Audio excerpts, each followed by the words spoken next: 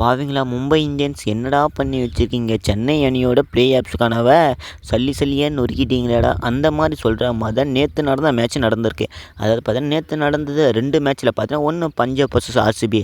அதில் பார்த்தீங்கன்னா ஆர்சிபி பார்த்தீங்கன்னா தரமான வெற்றியை பெற்றிருப்பாங்க. அதுக்கப்புறம் 2வதா நடந்த மும்பை வர்சஸ் சென்னை. இவங்க 2 பேருக்கும் பார்த்தீங்கன்னா ஒரு தரமான மேட்ச் நைட்டு நடந்திருக்கு. அதில் சென்னை அணியில் பார்த்தீங்கன்னா புது புது பிளேயர்லாம் பார்த்தீங்கன்னா இறக்கி வச்சு மாஸ் காமிச்சிருப்பாங்க. அது எல்லாத்தையும் நான் உங்களுக்காக சொல்ல போகிறேன். அதுக்கு முன்னாடி சப்ஸ்கிரைப் பண்ணி வச்சுட்டு வீடியோக்கு லைக்கை கொடுத்து உங்க ஷேர் பண்ணுங்கள். சரி வாங்க வீடியோக்குள்ளே போகல. மறக்காமல் லைக்கை கொடுத்துட்டு சப்ஸ்கிரைப் பண்ணுவீங்கன்னு நினைக்கிறேன்.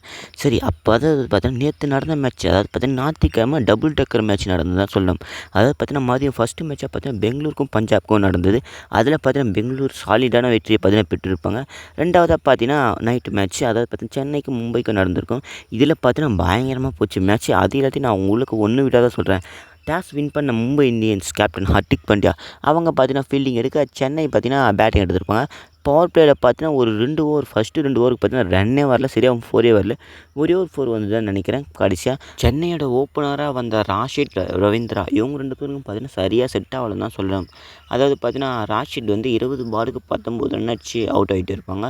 ஸோ அதுக்கப்புறம் ரவீந்திரா பார்த்தீங்கன்னா 9 பாலுக்கு 5 அடித்து அவங்களுக்கு செட்டே ஆகலை, அவுட் ஆகிட்டு போயிருப்பாங்க. அதுக்கப்புறம் வந்தார் பாருங்கள் ரீப்ளேஸ்மெண்ட் பேட்ஸ்மேனாக, கேக்வாட்டுக்கு ரீப்ளேஸ்மெண்ட் பேட்ஸ்மேனாக பார்த்தீங்கன்னா மாத்திரை வந்திருப்பாங்க. அவங்க பார்த்தீங்கன்னா ஒரு தரமான இன்னிங்ஸை கொடுத்துருப்பாங்க. அதாவது பார்த்தீங்கன்னா டெபியூட் மேட்ச்னால் இப்படி தாண்டா இருக்கணும்னு சொல்கிற மாதிரி தான் ஒரு தரமான மேட்ச்சை கொடுத்துருப்பாரு தோனியே. அதாவது பார்த்தீங்கன்னா கேப்டன் தோனியை பார்த்தீங்கன்னா அப்படி பார்த்துருப்பாங்க. ஸோ அவங்களுடைய கேம் பிளே நல்லாவே இருந்தது. 15 பாலுக்கு பார்த்தீங்கன்னா 32 ரன். பவர் பிளேயில் பார்த்தீங்கன்னா மும்பை அணியோட பவுலர்ஸை கதற விட்டுருப்பாங்க. ஸோ அதுக்கப்புறம் ஜட்டுபாய் ஒரு தரமான 50, அதாவது பார்த்தீங்கன்னா ரொம்ப நாள் கழித்து பார்த்தீங்கன்னா 4வது 50 பார்த்தீங்கன்னா ஐபிஎல்லில் கொடுத்துருப்பாங்க. 35 பாலுக்கு 53. வழக்கம் போல் தூபே 32 பாலுக்கு பார்த்தீங்கன்னா ஒரு 50 ரன் கொடுத்து தரமான இன்னிங்ஸை கொண்டு போயிருப்பாங்க. தோனியை பார்த்தீங்கன்னா சரியாக விளையாட முடியல. பும்ரா ஓவரில் பார்த்தீங்கன்னா அவுட் ஆகிட்டு இருப்பாங்க.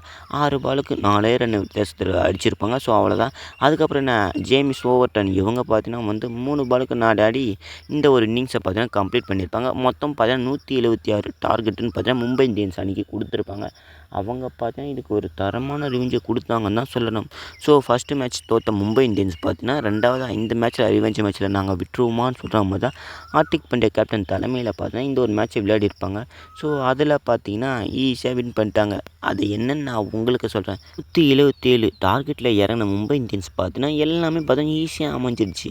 அதாவது பார்த்தீங்கன்னா அவங்களுடைய பேட்ஸ்மேன்ஸ் எல்லோரும் பார்த்தீங்கன்னா விக்கெட்டே கொடுக்காம ஆடி இந்த ஒரு மேட்ச்சை பார்த்தீங்கன்னா வின் பண்ணி கொடுத்துருப்பாங்க. ஸோ அவங்களோட ஓப்பனரான ரிக்கல்டன் ரோஹித் சர்மா இம்பேக்ட் பிளேயராக வந்திருப்பாங்க. ஸோ இவங்க பார்த்தீங்கன்னா ஒரு தரமான நாக்காட வேறு லெவலாக இருந்தது பவர் பிளேவே. ரிக்கல்டன் பார்த்தீங்கன்னா 19 பாலுக்கு 24 ரன் அடித்து அவுட் ஆகிட்டு இருப்பாங்க. ஸோ அதுக்கப்புறம் ரோஹித் சர்மா பார்த்தீங்கன்னா ஃபார்ம்லேயே இல்லாதவங்க இப்போ ஃபார்முக்கு வந்துட்டாங்கப்பா. அதாவது பார்த்தீங்கன்னா ஃபார்ம்லேயே இல்லாத பேட்ஸ்மேன் சென்னை அணி கூட விளையாட சொல்ல பார்த்தீங்கன்னா எல்லாருமே ஃபார்முக்கு வந்துடுறாங்க. அந்த மாதிரி சொல்கிற மாதிரி தான் இருக்குது. 45 பாலுக்கு பார்த்தீங்கன்னா 76 அடிச்சிருப்பாங்க. நாட் அவுட் பேட்ஸ்மேனாகவே இருந்திருப்பாங்க. ஸோ அதுக்கப்புறம் சூரியகுமார் 1 டே 1 வந்திருப்பாங்க. ஸோ 30 பாலுக்கு 68 ஆடி ஒரு தரமான இன்னிங்ஸை கொடுத்து இந்த ஒரு மேட்ச் பார்த்தீங்கன்னா முடிச்சிருப்பாங்க. இந்த ஒரு மேட்ச் பார்த்தீங்கன்னா 15 அதாவது பார்த்தீங்கன்னா 16 ஓவருக்குலாம் பார்த்தீங்கன்னா கம்ப்ளீட் பண்ணியிருப்பாங்க. ஸோ அவங்க பார்த்தீங்கன்னா ஒரு நல்ல ரன் ரேட்டில் போயிருக்காங்க தான் சொல்லணும். இப்போ பார்த்தீங்கன்னா 6வது பிளேஸில் இருக்காங்க.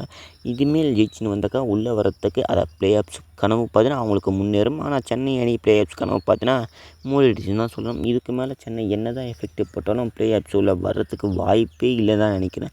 அப்படி இருக்கிறது தான் ரன் ரேட்லேயும் ஜெயிக்கணும்னு நான் நினைக்கிறேன். நீங்கள் என்ன நினைக்கிறீங்க மறக்காமல் கமெண்டில் சொல்லிவிட்டு, ஸோ வீடியோ பிடிச்சா மறக்காமல் லைக் கொடுத்துட்டு உங்கள் ஃப்ரெண்ட்ஸையும் ஷேர் பண்ணிட்டு சேனலை சப்ஸ்கிரைப் பண்ணி வச்சுங்க. First match Bangalore versus Punjab இவங்க 2 பேருக்குள்ள ஒரு தரமான ரிவெஞ்ச் கொடுத்துருப்பாங்க பெங்களூர். அதையும் நான் உங்களுக்காக சொல்ல போகிறேன். ஸோ மறக்காமல் வீடியோ பார்த்துட்டு லைக்கை கொடுத்துட்டு உங்கள் ஃப்ரெண்ட்ஸை ஷேர் பண்ணுவாங்க. அடுத்த வீடியோவில் பார்க்கலாம்.